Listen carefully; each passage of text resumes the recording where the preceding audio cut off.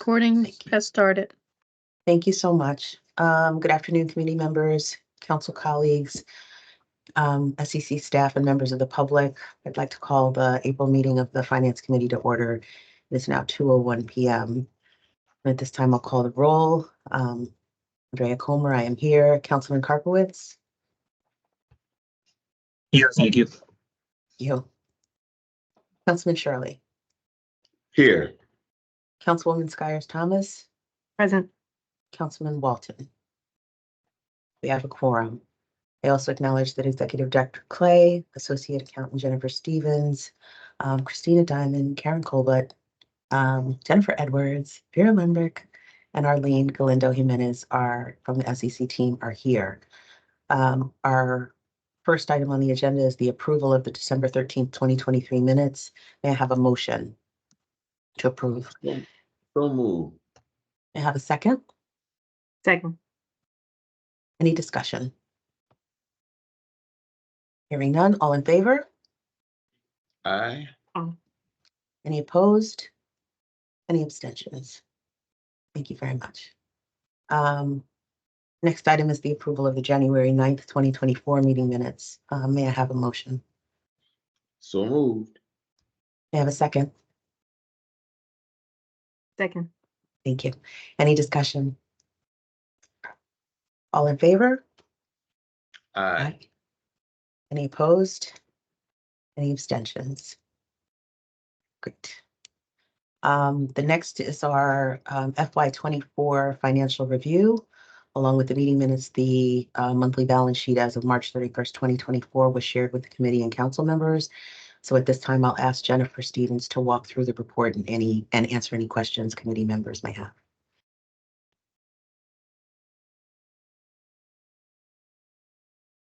Okay, I'm going to share my screen. Thank you. Okay. So for the month of March, fiscal year 2024, we have spent a total of $210,446.09. That reflects salary was $62,501. That's for 8 current full-time staff. The fringe attached to that, fringe benefits, it was the $51,657. We go down a line to our CohnReznick agreement, and that is for applications verification, the work done and billed for. We paid $32,729. Excuse me. The second CohnReznick, I always called it number 2 workforce development plan, that is over. That has ended. There's no more contract for that. We hired a staff member to do those duties in-house. So we did end that contract and cleaned that up. So that will be 0 from now on for the rest of the year. So in total this year, we did spend $46,221 doing that work for workforce development plans with CohnReznick. Nothing for Oaksterdam University, but we did sign a new agreement with them. As of March 25th, they began working with us, and you will see that coming up, the work that they are doing. Transcription services, we did pay the $1,526. We have a new company, A+ reporting service, that does all of our certified transcripts, which we need in case there's litigation. We have those as backup. Our SEC marketing, branding, and sponsorships for the month, we had paid the $7,493, and that includes, if you want to break down, it's up here. We did pay $3,095 for that cannabis convention. $850 was the CT Cannabis Commerce Together We Grow sponsorship. The $247.43 was for printing for our legislative session, brochures that we needed. And the $3,300 was for promotional items that we had ordered and needed not tied to any specific event. It's going to be used for all of our events, all of our outreach. Probably for, at least a year, as long as we can use those items. Next, outreach community and conversations is 54,209 was for Waterbury Bridge to Success. Their one and only final bill for the community conversation work that they did, which did come under budget. So we did only reimburse them for the work and the spending that they did. The rest of the contract went back into our budget. We made sure we didn't overpay them. Going down, there wasn't much other spending going on except our subscription, our monthly subscription, $329.81 for Westlaw. That's our subscription we have for our legal counsel. And if you have any questions, let me know, or concerns. Yes, just one question for me. The marketing, branding, and sponsorships, you indicated there were some supplies that were needed. Could you tell me what, was some specifics around what was purchased in addition beyond what is already existing in the office? Because there seems to be a significant amount of material and swag that is already there. That's what it is. These are separate from our office supplies that the staff has to use. We have pens and staplers and stuff for us, but these are what we need to go out into the field and do our events. We need these supplies. We need the booths. We need a tablecloth. We need that. We can't just go there, not represent the council with nothing at all. And so we did have to spend that towards our branding, and our marketing, and So there was that's what's about, included. okay, so there was about $30,000 that was spent on tablecloths and other items. So I'm trying to figure out what this 7493 represents beyond that 30,000 worth of materials that was purchased. Okay, well, the 30,850 order, that's how much it was in total for all of our marketing, branding, our promotional items, and whatever else we need to put on events. This 3,300 was the first payment of the 30,000. So they billed us in 2 invoices. I paid the second invoice right at the beginning of April. So you will see the second invoice paid next month of the 27,000. So that is what the outreach committee decided on in their budget, and that is what they did. And I can give you a breakdown of every single item, but those items are going to be used for, many, many functions to Okay. come. It's not just a one-time use and that's it. Right. So I'll be addressing sort of the specificity when we get to the recommendations to the full council. So thank you for that. Okay. Yep. Questions from other council members? Okay, hearing none. Thank you, Jennifer. You're welcome. The next item on the agenda is recommendations to the council, as was discussed at the council meeting last week. The issues regarding unspent funds, as well as clarity around what is being expended. I hope to have a conversation about a process to enhance transparency with regard to the Social Equity Council's financial activities. The goal of this conversation would ideally result in a recommendation for consideration to the full council. So I think to start, it would be helpful to gain clarity on the existing process. So I'd like to ask Director Clay to provide that overview. Good afternoon, everyone. So the way that we are able to, that we do our spending is first we determine what it is that we want to buy or what we need to spend on. So I can give you, maybe I'll use the example of the $30,000 expense for marketing materials and the swag that we use. So we first determine that we have a certain amount of money and we determine what it is that we'd like to purchase. Once we've made that decision, the first step we take is we go to the associate accountant, who is Jennifer Stevens. Jennifer Stevens will check for, in our spending requests, that it is compliant, that it follows whatever rules that it is supposed to follow, whether that's the general accounting principles, whether that's any type of accounting. Do we have the money in a certain line item? Where would it come from? The policies, the procedures that are necessary to move that request forward. And there's a variety of different kind of ways that we can do things. So there's a general letter 71 from the Office of Policy and Management, which gives us permission, not just us, but the agencies, to spend on certain items. There are master contracts that we would follow those policies and procedures on. There is a PSA where we would need OPM approval on. There's assistance agreements, and then there's our loan program specifically will require the Attorney General's approval. Once we've determined that we've followed and we understand where the money is going to come from, that we can spend it, I would then forward, or the program manager, whoever's managing this, would put together what's called a G1. That G1 is signed by the program manager. That is forwarded to me. I would sign off on it. Once I sign off on it, it is moved to the deputy commissioner of the DECD, who is also the chair of the council. Once the deputy commissioner signs, so there's thresholds. I can sign off of anything under $10,000, $10,000 and under. Anything over $10,000, the deputy commissioner has to sign off on.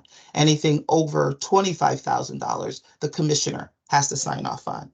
Once those signatures are required, it goes back to the Office of Fiscal Administration at the DECD, and they do what Jennifer Stevens does for us, and they make sure that this purchase is compliant in all shapes, forms, or fashions, and follows whatever processing procedures that are necessary for the type of purchase that we're making. And that's the way that it gets. That's how a purchase is made. Thank you so much. Any questions on that from my committee colleagues? Aye. Councilman Shirley. Just a question. Thank you for that explanation, Director Clay. Through that process, what are the lines of communication? I get the direct. Are other areas notified that these are taking place? I guess that's my question. So areas of where, other areas of the council or other areas of the Yes, I'm DECD? thinking I see that the council chair is in that flow. So are there notes from the chair going out to, say, the finance committee or to any other committees about at this point about those expenditures? I see that approval is done. So yeah, just talking so, about reporting. Yeah. So the council chair happens to be the deputy commissioner of the DECD. Right. So in his capacity as the deputy commissioner at the DECD, he is signing off. That is the process. So he's not necessarily signing off as the chair, but he's signing off as the deputy commissioner of DECD. All right. Thank you. Thank you. Any other questions from my council colleagues? Okay, that's actually a really great segue for what I'm hoping to accomplish today. So given that there's an existing process that has to be adhered to as the SEC is part of the state agency, as Director Clay outlined, what we would recommend, or what I would like to recommend, would be in furtherance of that process. For instance, given the existing approval process, I'd like us to consider actions that would heighten transparency for this committee and body. And that speaks directly to what Councilman Shirley was saying about the ways in which expenditures are communicated. So as was presented today, the monthly balance sheet does not provide context on the specificity of expenditures to the extent that Jennifer Stevens today did walk us through some of them. Section 2212E of the cannabis statute indicates that the council may request and shall receive, among other things, from any state agency, such information and assistance as the council may require. So therefore, I would like to recommend that this committee receive as an addendum to the monthly balance sheet a list of specific expenditures as they relate to marketing, branding, and sponsorships, community reinvestment and workforce development, and consulting and marketing services. Moreover, I would like to recommend that in accordance with DAS policy, that the SECB provided evidence of 3 written quotes bids for any purchases over 5,000 and up to 50,000. That purchases over 50,000 and less than 200,000 include a verification that a request for quote or bid was noticed on the state contracting portal in accordance with the statutes, specifically 4E-13, and that purchases over $50,000 be brought to the full council for approval. So if this body agrees, I'd like to have a motion to recommend that. So to recommend that the full council, to the full council, that the finance committee each month receive an addendum to the monthly balance sheet. That includes a list of specific expenditures as they relate to marketing, branding, and sponsorships, community reinvestment, workforce development, and consulting and marketing services. And further, that the finance committee, in accordance with DAS policy, be provided evidence of 3 quotes bids for any purchases over 5,000 and up to $50,000. And that purchases over 50,000 and less than 200,000 will include verification that a request for a quote or bid was noticed on the state contracting portal. And finally, that purchases over $50,000 will be brought to the full council for approval. So I would like to entertain that motion. Madam Chair, Yes, may I, is there a way that we can separate those sure. into discrete, or let me put it this way, or should we could make, I could make it, one can make a motion and then there's a discussion afterwards. Yeah, so before- there's a motion and then there's a second and then we have discussion. Yes, So, okay, so if okay, so moved. okay, may I have a second? Seconded. Thank you. Oh, that was you, Councilman Karpowitz. Councilman Medina. Oh, thank you, Councilman Medina. Good to have you here. Okay, discussion. All right, Madam Chair, I'd Mhm. like to suggest that, given it sounds like 3 discrete items that are being presented, I would want to suggest that we separate them into 3, for voting purposes, into 3 different pieces. Okay. And let me say, the reason is, I think with regard to the bidding process, I just have some questions around the timing. Are there instances wherein timing may not be allowed? Should we look a little closer at the actual bidding process? And that may be a bit more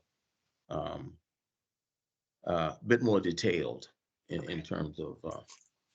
So just for in terms of- clarity, that Yeah. this language came directly from the Department of Administrative Services Policies and Procedures manual. So I wanted to make sure that we were consistent with state processes, but happy to separate them out. Jennifer?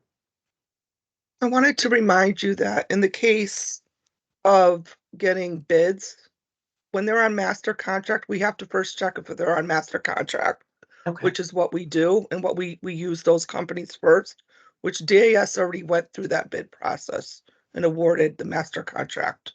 So our promotional items came from Admerica on master contract. We would not go over that and ask for 3 bids from companies out there. We would not do that if there's a master contract first. Okay, thank you. That's very We would helpful. choose, we would choose one of that's on the master contract. Okay, and then if they're not a master contract, we would go to the step you're proposing. Okay. Okay, Director Clay?